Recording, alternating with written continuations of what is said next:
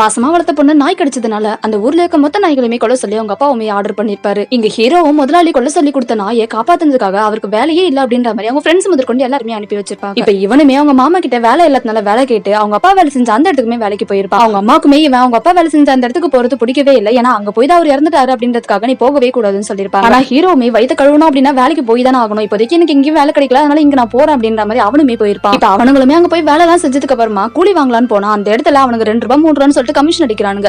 இவனுங்களுமே நாங்க செஞ்ச வேலைக்கு நீங்க ஏன் கூலி எடுக்கிறீங்கன்னு சொல்லி கேட்கும்போது நாங்க இருக்கிற இடத்துல நாங்க வச்சதான் சட்டம், நாங்க என்ன கொடுக்குறோமோ அதான் நீங்க வாங்கிக்க முடியும் அப்படின்ற மாதிரி அவனுங்களுமே பேசுறானுங்க. இப்ப இவனுங்க வேலை செய்யற அந்த ஓனருக்குமே ஒரு பொண்ணு இருப்பா. அவளை ரொம்ப பாசமா பாத்துப்பாரு. இப்ப அந்த பொண்ணுக்கு பர்த்டேன்றதுனால எல்லாருமே கூப்பிட்டு இன்விடேஷன் பண்ணி அந்த பொண்ணுக்கு கேட்கும் விட்டிருப்பாரு. இப்ப அந்த பொண்ணு தன்னோட அப்பா எங்க அப்படின்னு சொல்லிட்டு தேடி போகும்போது அந்த இடத்துல பார்த்தா ஒரு நாய் அவளை கடிச்சிருது. உடனே ஹாஸ்பிட்டல் கூட்டு போயிட்டு அட்மிட் பண்ணி 24 மணி நேரமா அவளுக்கு ஃபர்ஸ்ட் எய்ட் பண்ணி ஆரம்பிக்கிறாங்க.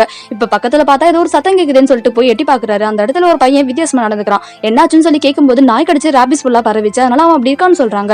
இதை கேட்ட உடனே அவங்க அப்பாவுமே தன்னோட பொண்ணுக்கும் இந்த மாதிரி ஆயிடும்னு சொல்லிட்டு உடனே அந்த பொண்ணு கூட்டிக்கிட்டு வெளியில போறாரு. இப்ப அந்த டாக்டருமே இவளை இங்க இருந்து கூட்டிட்டு போனாதான் அவனுக்கு ஆனா மாதிரி அந்த மாதிரி உங்க பொண்ணுக்கும் ஆகும் அப்படின்ற மாதிரி சொல்லுவாங்க. இப்ப என்ன பண்றதுன்னு தெரியாம முழிச்சுக்கிட்டு இருக்கா. அவர் நாய் குளிக்கிற சத்தம் கேக்குதுன்னு சொல்லி அந்த பொண்ணு சொன்னதை கேட்ட உடனே வெளியில வந்து அடியாட்கிட்ட நீங்க எங்கெல்லாம் நாயை பாக்குறீங்களோ அந்த நாய் மொத்தத்தையும் கொண்டு போடுங்க அப்படின்ற மாதிரி அவருமே ஆர்டர் பண்றாரு.